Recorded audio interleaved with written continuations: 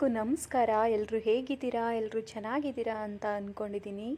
ಮತ್ತೊಮ್ಮೆ journey with ಜ್ಯೋತಿ ಚಾನಲ್ಗೆ ನಿಮ್ಮೆಲ್ರಿಗೂ ಸ್ವಾಗತ. ಇವತ್ತು ಭೀಮನ ಅಮಾವಾಸ್ಯೆಯ ಪೂಜೆಯ ಲಾಗ್ನ ನಾನಿಲ್ಲಿ ಶೇರ್ ಮಾಡ್ತಾ ಇದ್ದೀನಿ. ನಾನು ಯಾವ ರೀತಿ ಸಿಂಪಲಾಗಿ ಆಚರಣೆ ಮಾಡ್ತೀನಿ ಅನ್ನೋದನ್ನು ಶೇರ್ ಮಾಡಿದ್ದೀನಿ. ನಿಮಗೆಲ್ಲ ಈ ವಿಡಿಯೋ ಖಂಡಿತವಾಗೂ ಇಷ್ಟ ಆಗುತ್ತೆ ಅಂತ ಅಂದ್ಕೊಳ್ತೀನಿ. ಈ ಭೀಮನ ಅಮಾವಾಸ್ಯೆ ಆಚರಣೆನ ನಾನು 13 ವರ್ಷಗಳಿಂದ ಆಚರಿಸ್ಕೊಳ್ತಾ ಬಂದಿದ್ದೀನಿ. ಅಂದರೆ ನಮ್ಮ ಮದುವೆ ಆದಾಗಿಂದನೂ ಕೂಡ ನಮ್ಮ ಅತ್ತೆ ಆಗಲಿ ನಮ್ಮ ಅಮ್ಮವರೇ ಆಗಲಿ ಈ ಹಬ್ಬಗಳನ್ನ ಮಾಡ್ತಾ ಇರಲಿಲ್ಲ. ಭೀಮನ ಅಮಾವಾಸ್ಯೆ, ಗಂಡನ ಪಾದ ಪೂಜೆ ಆ ಥರದ್ದೆಲ್ಲ ಏನೂ ಮಾಡ್ತಿರ್ಲಿಲ್ಲ. ನಾನು ಕೇಳ್ತಿದ್ನಲ್ವ ಪೂಜೆ ಮಾಡಿದ್ರೆ ಒಳ್ಳೆಯದು ಅಂತ. ಹಾಗಾಗಿ ನಾನು ಮದುವೆ ಆದಾಗಿಂದನೂ ಈ ಹಬ್ಬನ ಆಚರಿಸ್ಕೊಳ್ತಾ ಬಂದಿದ್ದೀನಿ. ನಮ್ಮ ಮದುವೆ ಆಗಿದ್ದು 2010ರಲ್ಲಿ 13 ವರ್ಷ ಕಂಪ್ಲೀಟ್ ಆಗಿದೆ. ಈಗ 14ನೇ ವರ್ಷದ ರನ್ನಿಂಗ್. ಅಂದರೆ ಈ ಪೂಜೆ ಮಾಡಿದ್ರೆ 14 ವರ್ಷ ಆಗುತ್ತೆ. ಇವಾಗಂತೂ ನಮ್ಮ ಯಜಮಾನ್ರಿಗೆ ಇವತ್ತಿನ ದಿನ ಖುಷಿಯೋ ಖುಷಿ, ವರ್ಷಕ್ಕೊಂದ್ಸತಿನಾದರೂ ಪಾದ ಹಿಡಿತಾಳೆ ಅಂತ. ನಾನು ಹಿಂದಿನ ದಿನವೇ ದೇವ್ರ ಮನೆ ಸಾಮಗ್ರಿಗಳು ಹಾಗೆ ದೇವ್ರ ಮನೆ ಎಲ್ಲನೂ ಸ್ವಚ್ಛ ಮಾಡಿಟ್ಟಿದ್ದೆ. ಹಾಗೆ ನೈಟ್ ಅಡುಗೆ ಮನೆ ಕೂಡ ಎಲ್ಲ ಸ್ವಚ್ಛ ಮಾಡಿಟ್ಟಿದ್ದೆ.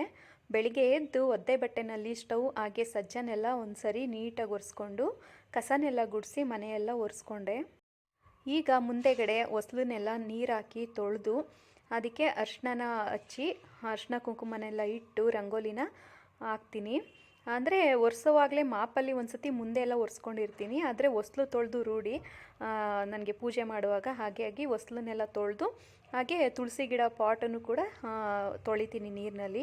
ಅದಾದಮೇಲೆ ಹೊಸ್ಲಿಗೆ ಸ್ವಲ್ಪ ಅರ್ಶಿನ ಹಚ್ಬಿಟ್ಟು ಆಮೇಲೆ ಕುಂಕುಮ ಅರ್ಶಿನ ಹಾಗೆ ವಿಭೂತಿನೆಲ್ಲ ಇಟ್ಟು ರಂಗೋಲಿನ ಬಿಟ್ಟು ಹೂಗಳನ್ನ ಇಡ್ತೀನಿ.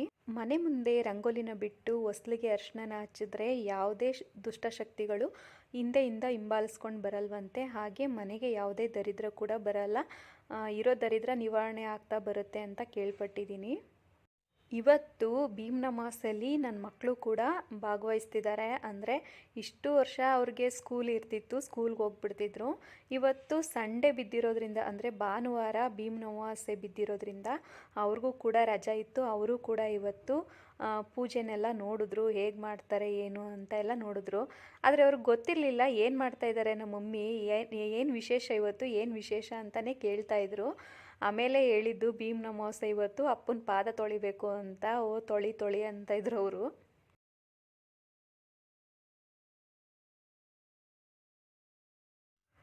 ಟೈಮ್ ಇವಾಗ 8 ಗಂಟೆ ಅಷ್ಟೇ. 8 ಗಂಟೆಗೇ ಸುಮಾರು ಬಿಸಿಲು, ಸಿಕ್ಕಾಪಟ್ಟೆ ಬಿಸಿಲು ಬಂದಿತ್ತು. ತುಂಬ ಚಳಿ ಆ ಥರ ಎಲ್ಲ ಇದ್ದಿದ್ರೆ ನನಗೂ ಕೂಡ ಪೂಜೆ ಮಾಡೋದಕ್ಕೆ ಮನೆ ಕೆಲಸ ಮಾಡೋದಕ್ಕೆ ಮನಸ್ಸು ಬರ್ತಿರ್ಲಿಲ್ವೇನೋ. ಸ್ವಲ್ಪ ಬಿಸಿಲಿದ್ದ ಕಾರಣದಿಂದ ಎಲ್ಲ ಕೆಲಸಗಳು ಬೇಗನೆ ಆಯಿತು, ಸ್ನಾನ ಎಲ್ಲ ಬೇಗ ಆಯಿತು. ಹೊಸ್ಲಿಗೆಲ್ಲ ಅರ್ಶಿನ ಕುಂಕುಮ ಹಚ್ಚಿ ಹೂಗಳನ್ನ ಇಟ್ಟು ರಂಗೋಲಿ ಎಲ್ಲ ಬಿಟ್ಟಾದಮೇಲೆ ಈಗ ದೀಪನ ಅಂಟಿಸ್ತಾ ಇದ್ದೀನಿ. ಹೊಸ್ಲು ತೊಳೆದ್ಬಿಟ್ಟು ಬಂದು ದೀಪನ ಅಂಟಿಸ್ಬೇಕಂತೆ. ದೀಪ ಅಂಟಿಸಿ ಹೋಗಿ ಹೊಸ್ಲನ್ನ ತೊಳಿಬಾರ್ದಂತೆ. ಇದನ್ನು ನಮ್ಮ ಅಜ್ಜಿ ಯಾವಾಗಲೂ ಹೇಳೋರು, ಅದು ನನ್ನ ನೆನಪಿದೆ. ದೀಪ ಅಂಟಿಸಾದ್ಮೇಲೆ ಈಗ ನಾನು ಮನೆ ದೇವ್ರನ್ನ ಪ್ರಾರ್ಥನೆ ಮಾಡ್ಕೊಳ್ತೀನಿ. ಅದಾದಮೇಲೆ ನಾನು ನಂಬಿರುವಂಥ ದೇವ್ರುಗಳನ್ನ ಪ್ರಾರ್ಥನೆ ಮಾಡಿಕೊಂಡು ನಂತರ ಊದ್ಬತ್ತಿನ ಬೆಳಗಿ ಆರತಿನ ಬೆಳಗಿ ನಂತರ ಸಾಂಬ್ರಾಣಿನ ಹಚ್ತೀನಿ.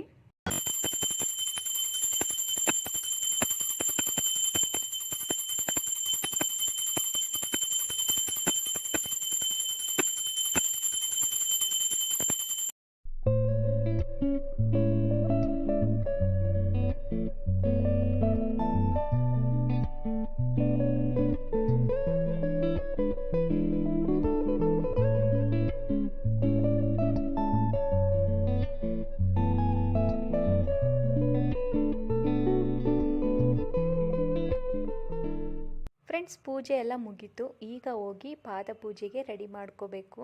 ಅಂದರೆ ಏನಿಲ್ಲ, ಚೇರ್ನ ಹಾಕಿ ರೆಡಿ ಮಾಡಬೇಕಷ್ಟೇ. ಇನ್ನೆಲ್ಲ ರೆಡಿ ಮಾಡ್ಕೊಂಡಿದ್ದೀನಿ ನಾನು. ಈಗ ಪೂರ್ವ ದಿಕ್ಕಿಗೆ ಚೇರ್ನ ಹಾಕಿ ಅವ್ರನ್ನ ಕೂರಿಸ್ತೀನಿ.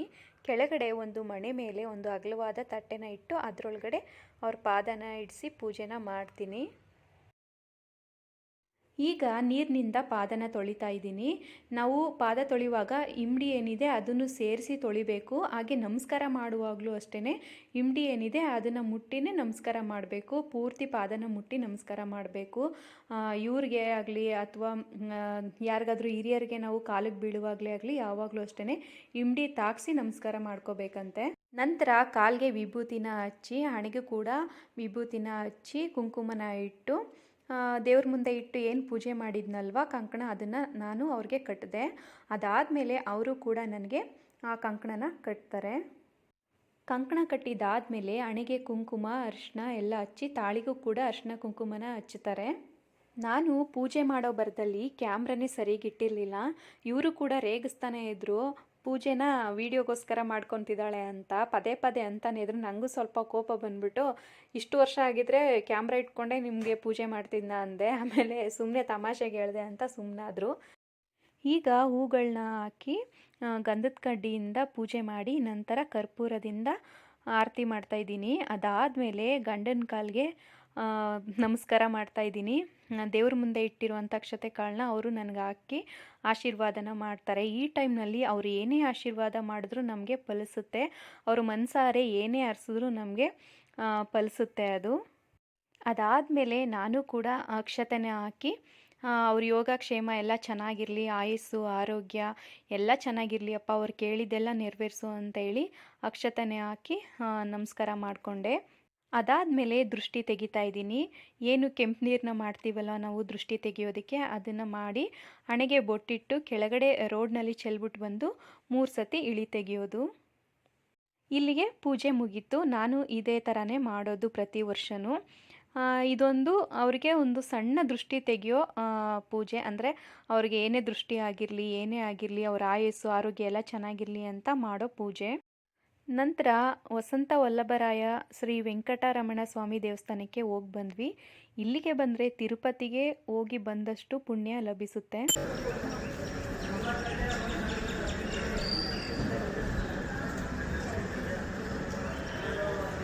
ಮೊದಲೇ ಹೇಳ್ದಾಗೆ ತಿರುಪತಿಗೆ ಹೋಗಿ ಬಂದಷ್ಟೇ ಪುಣ್ಯ ಇಲ್ಲಿ ಸಿಗುತ್ತೆ. ತುಂಬ ಪುರಾತನ ಕಾಲದ ದೇವಸ್ಥಾನ ಇದು.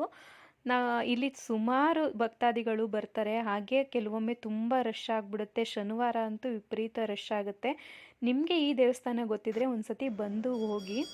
ಹಾಗೆ ದೇವಸ್ಥಾನದಲ್ಲಿ ವಿಡಿಯೋ ಕೂಡ ಮಾಡೋವಾಗಿಲ್ಲ, ಹಾಗಾಗಿ ದೂರದಿಂದ ಸ್ವಲ್ಪ ವಿಡಿಯೋನ ಮಾಡಿದ್ದೆ. ಇಲ್ಲಿ ಸ್ವಾಮಿ ವೆಂಕಟೇಶ್ವರ ಹಾಗೂ ಪದ್ಮಾವತಿ ಅಮ್ಮನವರು ಬಂದು ನೆಲೆಸಿರೋದು, ಅಂದರೆ ವಿಹಾರಕ್ಕೆ ಅಂತ ಏನು ಬಂದು ನೆಲೆಸಿರೋದು. ಇದ್ರ ಕತೆ ನನಗೆ ಅಷ್ಟಿಷ್ಟು ಮಾತ್ರನೇ ಗೊತ್ತು. ಪೂರ್ತಿ ಕತೆ ಯಾವಾಗಾದರೂ ನಾನು ದೇವಸ್ಥಾನಕ್ಕೆ ಹೋದಾಗ ಅರ್ಚಕರ ಬಾಯಲ್ಲಿ ಕೇಳಿ ತಿಳಿಸ್ತೀನಿ. ಇವತ್ತು ಅವರು ಕೂಡ ಬ್ಯುಸಿ ಇರೋ ಕಾರಣ ಅವರೂ ಕೂಡ ಮಾತಾಡ್ಸೋಕ್ಕಾಗಲ್ಲ, ಜನ ಇದ್ದಾರೆ ದೇವಸ್ಥಾನದಲ್ಲಿ. ಅವಾಗವಾಗ ಬರ್ತಾ ಇರ್ತೀವಿ. ನನ್ನ ಗಂಡ ಅಂತೂ ಶನಿವಾರ ಬರ್ತಾರೆ. ಅಡುಗೆ ವಿಶೇಷವಾಗಿ ಏನೂ ಮಾಡಿರಲಿಲ್ಲ. ಬೆಳಿಗ್ಗೆ ನಿಂಬೆಹಣ್ಣಿನ ಚಿತ್ರಾನ್ನ ಹಾಗೆ ಶಾವಿಗೆ ಪಾಯಸನ ಮಾಡಿದ್ದೆ. ಸಂಜೆ ಮಕ್ಕಳಿಗೆ ಅಂತ ಹೇಳಿ ಬ್ರೆಡ್ ಸ್ಯಾಂಡ್ವಿಚ್ನ ಮಾಡಿಕೊಡ್ತಿದ್ದೀನಿ. ತುಂಬಾ ಚೆನ್ನಾಗಿತ್ತು. ಈ ರೆಸಿಪಿನ ಯಾವಾಗಾದರೂ ಫ್ರೀ ಇದ್ದಾಗ ಅಪ್ಲೋಡ್ ಮಾಡ್ತೀನಿ. ಖಂಡಿತ ನಿಮಗೆಲ್ಲ ಈ ವಿಡಿಯೋ ಇಷ್ಟ ಆಗಿರುತ್ತೆ ಅಂದ್ಕೊಳ್ತೀನಿ. ಮತ್ತೆ ಮುಂದಿನ ವಿಡಿಯೋದಲ್ಲಿ ಸಿಗೋಣ. ಅಲ್ಲಿವರೆಗೂ ಎಲ್ರಿಗೂ ಧನ್ಯವಾದ. ಶುಭವಾಗಲಿ.